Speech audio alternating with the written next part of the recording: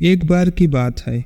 एक छोटा सा गांव था जहां एक प्यारा सा बच्चा गोलू अपने माता पिता के साथ रहता था। गोलू बहुत ही चतुर और होशियार था, लेकिन उसकी आदत थी वह हमेशा छोटी मोटी शैतानियां किया करता था। एक दिन गांव में एक बड़ा मेला लगा। गोलू ने बहुत सारी दुकानें देखी। मेले में बहुत सारी दुकानें लगी और गोलू ने सोचा वह भी मेला देखने जाएगा। उसकी माँ ने एक सिक्का दिया और कहा, ये लो बेटा सिक्का और जाओ मेला घूम के आओ। गोलू मेला देखने गया और वहाँ एक ठग रामू ने उसे देखा। रामू एक ऐसा आदमी था जो लोगों को बेवकूफ़ बनाकर उसके पैसे ले लिया करता था। उसने गोलू से कहा, भाई क्या तुम मेरे साथ खेलोगे? अगर तुम जीत गए तो मैं तुम्हें 2 सिक्के दूंगा।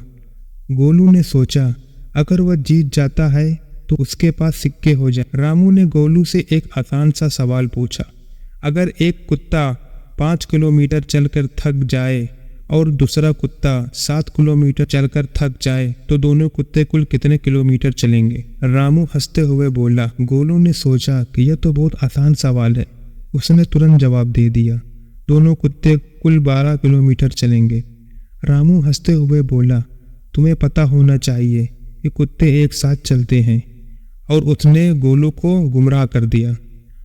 गोलू थोड़ी देर के लिए परेशान हो गया, लेकिन फिर उसने सोचा और समझाया कि रामू उसे गुमराह कर रहा है।